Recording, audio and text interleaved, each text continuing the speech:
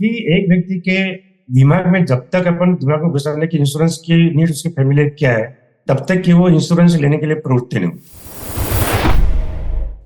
आदमी थोड़ा सेल्फिश है। क्या होता है, वो सोचता नहीं कि भाई वो ठीक है, वो डेथ हो जाती तो वो चला जाता है, उसके पीछे उसके फैमिली का भविष्य क्या है इसके बारे में सोचता है। उसको प्रॉफिट चाहिए, हर जगह इन्वेस्ट करता है, यहाँ से प्रॉफिट लेना, उससे लिए प्रॉफिट डाला, लेकिन प्रॉफिट किसके लिए लेते हैं? तो एक तो प्रोडक्ट नॉलेज नहीं रहता, प्रोडक्ट नॉलेज की वजह से उसका कॉन्फिडेंस नहीं बढ़ता, तो कॉन्फिडेंस की वजह से उसे प्रॉपर तरह से सेल नहीं कर पाता।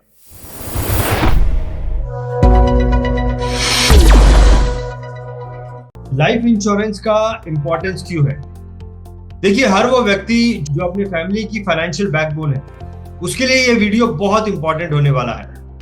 इस वीडियो में हम ये जानने वाले हैं कि लाइफ इंश्योरेंस का इंपॉर्टेंस क्यों है, लाइफ इंश्योरेंस का कितना महत्व होता है एक ऐसे व्यक्ति की लाइफ में जो कि अपने फैमिली की फाइनेंशियल बैकबोन है। और इस पूरे कॉन्सेप्ट को डिटेल में समझाने के लिए आज हमारे साथ में जुड़े हैं नागपुर से नजदीक चंद्रपुर शहर के एक बहुत ही एक्सपीरियंस्ड इंश्योरेंस एडवाइजर मिस्टर वसंत कवले जी। चलिए मिलते हैं वसंत कवले जी से और उनसे इंश्योरेंस के इंपॉर्टेंस को समझते हैं। वसंत जी, मैं आपका वीआई टीवी में बहुत बहुत स्वागत करता हूँ। नमस्कार सर। नमस्कार। तो वसंत जी, बहुत ही इंपॉर्टेंट सब्जेक्ट है उस व्यक्ति के लिए जो कि अपने फैमिली को संभालता है, उसकी अर्निंग पर उसकी फैमिली चलती है। तो मैं सबसे पहले आपसे ये जानना चाहूंगा वसंत जी कि ऐसे व्यक्ति के लिए इंश्योरेंस का कितना महत्व होता है, कितना इंपॉर्टेंस होता है, इसके बारे में थोड़ी सी जानकारी। जीवन में लाइफ इंश्योरेंस का महत्व इतना होता है कि इनके साथ अनटाइमली डेथ उसके पूरे फ्यूचर को, मतलब फ्यूचर इनकम को प्रोटेक्ट करता है। आदमी अर्न करता है, उसका एक इनकम अर्न होता है, और वो जो अर्निंग है उसके ऊपर उसकी फैमिली का जो भविष्य है, जो नीड्स है, उसके ऊपर डिपेंड होती है। लेकिन उसका प्रोविजन जो करना होता है वो इनकम से करना होता है। लेकिन as life is uncertain, this income is also uncertain. आदमी का डेथ हो जाती है, पूरा इनकम उसका फैमिली का स्टॉप हो जाता है, उसका फैमिली का भविष्य अंधकारमय है। जैसे भी क्या होता है कि एक क्रिएशन ऑफ इनकम होता है, आदमी इनकम अर्न करता है, उसके माध्यम से वो जो खर्चे है फैमिली के खर्चे करता है, और बाद में जो इनकम बचता है उसमें से वो बचाता है जो फ्यूचर की। लेकिन क्या है कि ये इनकम जो उसको जो जब तक ये कंटिन्यू नहीं रहेगा तब तक कि उसके जो इनकम है अर्न नहीं होगा, इनकम में से अर्निंग होगा और उसका जो सेविंग है वो नहीं हो पाएगा। तो हमें ये सोचना है कि उसका इनकम कंटिन्यूशन रहना चाहिए। अभी इनकम कंटिन्यूशन, ये सभी जो चीजें पूरी करना है कि क्रिएशन, कंजम्पशन, कंजर्वेशन, ये तीनों चीजों के लिए उसको इनकम कंटिन्यूशन रखना आवश्यक। तो इनकम कंटिन्यूशन रखने के लिए लाइफ इंश्योरेंस ऐसा ही एक माध्यम है। उसकी अगर 1 करोड़ का इंश्योरेंस होता है तो इमीडिएट उसको 1 करोड़ की प्रॉपर्टी उसकी फैमिली के क्रिएट हो जाती है। तो कम से कम ये जो पूरा इंश्योरेंस उसके फैमिली को मिलेगा, उसके माध्यम से फैमिली चलेगी और फ्यूचर उसका जो फैमिली का अंधकारमय होगा, इसलिए इंश्योरेंस की बहुत आवश्यकता। बहुत सही बात है। एक व्यक्ति जो अपनी फैमिली के महीने के खर्चे चलाता है, कल को वो नहीं है तो वो महीने के खर्चे चलाने के लिए एक इनकम चालू रहनी चाहिए, नहीं तो फैमिली की हालत जो है वो बुरी हो सकती है, फैमिली जो है वो ट्रबल में आ सकती है। आपको क्या लगता है वसंत जी के इंश्योरेंस को बाय करने का सही तरीका क्या है? क्या लगता है? जैसे बहुत इंपॉर्टेंट चीज कि एक व्यक्ति के दिमाग में जब तक अपन दिमाग में घुसाने की इंश्योरेंस की नीड उसकी फैमिली क्या है, तब तक कि वो इंश्योरेंस लेने के लिए प्रवृत्ति नहीं होती।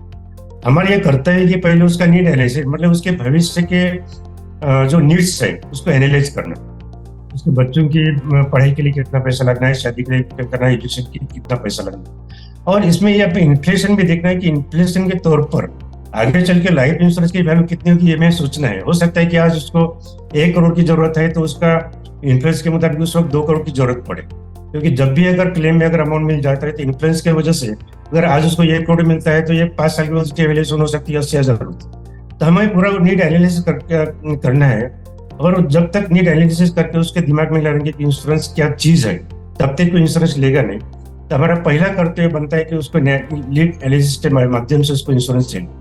जैसे एग्जाम्पल पर तौर पर लेते हैं कि जैसे अपन कार इंश्योरेंस करता है व्यक्ति, एक कार इंश्योरेंस का अगर 15 लाख का वैल्यू तो उसके लिए 40-40 हजार रुपये एनुअल पे करते हैं। लेकिन जो व्यक्ति कार में बैठता है वो खुद के लाइफ की वैल्यू क्या है वो नहीं जानता, तो उसके लाइफ की वैल्यू क्या है, हमारा कर्तव्य है कि उसको उसके ख्याल में लाके देने उसकी फैमिली की लाइफ वैल्यू क्या है।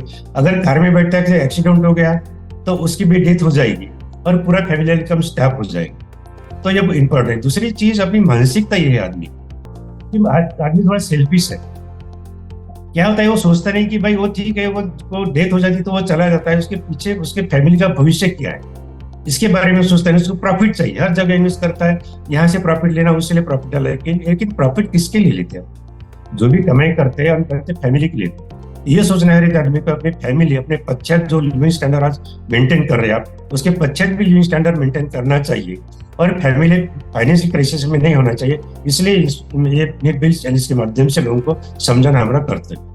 नीड बेस्ड एनालिसिस का मतलब वसंत जी ये हुआ कि जितनी उसकी रिक्वायरमेंट है, रिक्वायरमेंट्स, किसी व्यक्ति की रिक्वायरमेंट हो सकता है कि 50 लाख की हो और 50 लाख से जिस प्रकार से उसके खर्चे हैं तो उसकी फैमिली वाले जिंदगी भर वो पैसे से अपनी लाइफ चला सकते हैं। लेकिन हो सकता है कि किसी के खर्चे बहुत ज्यादा हो और उस हिसाब से उसकी नीड जो है, लाइफ इंश्योरेंस की नीड जो है बढ़ जाती है, 1 करोड़ की हो सकता है या 2 करोड़ की हो सकता है। तो ये मतलब हो गया नीड एनालिसिस करके ही उतना इंश्योरेंस की जरूरत है। लेकिन आपको क्या लगता है, जैसा कि आपने बताया कि ज्यादातर लोग जो है उनका ध्यान जो है प्रॉफिट की तरफ रहता है, इंश्योरेंस की तरफ, इंश्योरेंस में इमीडिएट रिटर्न नहीं आता है। तो एक तो ये गलत मानसिकता है इंश्योरेंस की तरफ देखने की। आपको क्या लगता है और क्या गलतियां एक व्यक्ति कर जाता है जब वो इंश्योरेंस को बाय करने जाता है? डेफिनेटली लोग क्या है सर की जनरली एक तौर है कि भाई मुझे कोई भी अगर इंश्योरेंस लेते हैं तो मुझे क्या मिलेगा, एक मानसिकता है। तो क्या होता है कि शॉर्ट टर्म गेन जो बोलते हैं ना अपन, कि किसी ने बोल दिया कि भाई, दूसरी बात क्या होता है कि एक प्रोडक्ट सेलिंग अपने जो इंश्योरेंस सेक्टर में देखा जाता है, तो प्रोडक्ट सेलिंग होता है, नॉट कॉन्सेप्ट सेलिंग। तो जैसे एक व्यक्ति जाता है, एजेंट जाता है, चलो भाई ये पॉलिसी आ गई, वो बाय कर लो। तो उसकी वजह से क्या होता है कि उसको इंश्योरेंस का कॉन्सेप्ट समझ नहीं आता, इसलिए वो रिबेट के तौर पर जाता है, ठीक है भाई मैं ये पॉलिसी लेता हूँ तो मुझे क्या दो, ये एक मानसिकता है। तो शॉर्ट टर्म गेम की तरफ जाने की वजह से उसका इंश्योरेंस नहीं हो पाता। सेकेंडली क्या है कि एक तो हमारे जो एजेंट्स का सेलिंग का तरीका जो, तो एक तो प्रोडक्ट नॉलेज नहीं रहता, प्रोडक्ट नॉलेज की वजह से उसका कॉन्फिडेंस नहीं बढ़ता, तो कॉन्फिडेंस की वजह से कि उसे प्रॉपर तरह से सेल नहीं कर पाता। तो बेसिकली है कि एक लोगों ने जो प्रॉपर इंश्योरेंस का लेना है तो प्रॉपर एडवाइजर जिसको प्रॉपर नॉलेज और उसकी फैमिली की नीड्स के एनालाइज कर पाए, उसी के माध्यम से उन्हें इंश्योरेंस लेना चाहिए।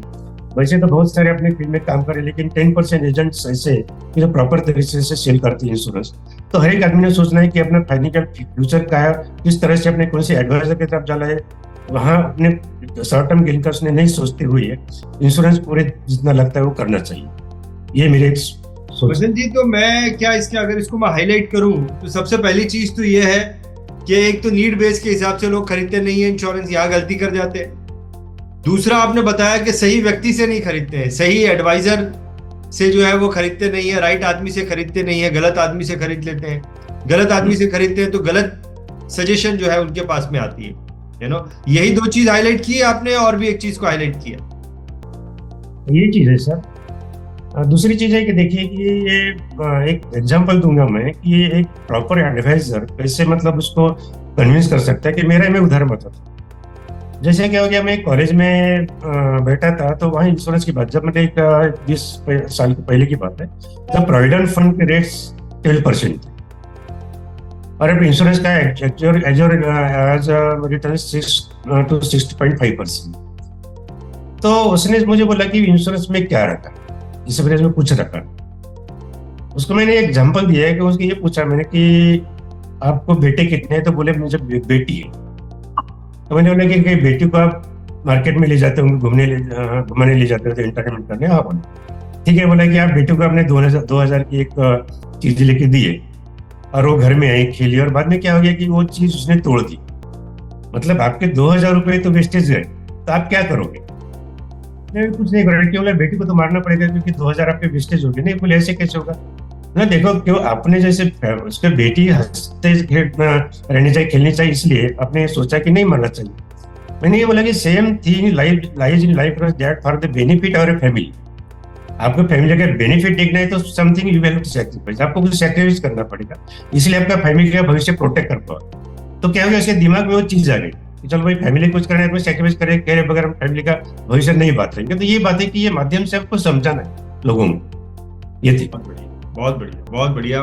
देखिए वसंत जी, आपने इंश्योरेंस के इम्पोर्टेंस के बारे में जितनी भी बातें बोली वो हमारे दर्शकों को इंश्योरेंस के लिए मोटिवेट तो करती है, लेकिन ये जो लास्ट में आपने एग्जाम्पल बताया, ये एग्जाम्पल जो है वो सही तरीके से एक व्यक्ति को समझा देगा कि इंश्योरेंस को लेने का माइंडसेट क्या होना चाहिए, यू नो। सो बहुत बढ़िया वसंत जी, बहुत ही इंपॉर्टेंट टॉपिक था, और दर्शकों के लिए, वो लोग जो इंश्योरेंस के इंपॉर्टेंस को अब तक समझे नहीं है, उनके लिए तो ये बहुत ज्यादा महत्व का होगा। बहुत बहुत धन्यवाद वसंत जी, आपके विचार हमारे साथ शेयर करने, बहुत बहुत धन्यवाद।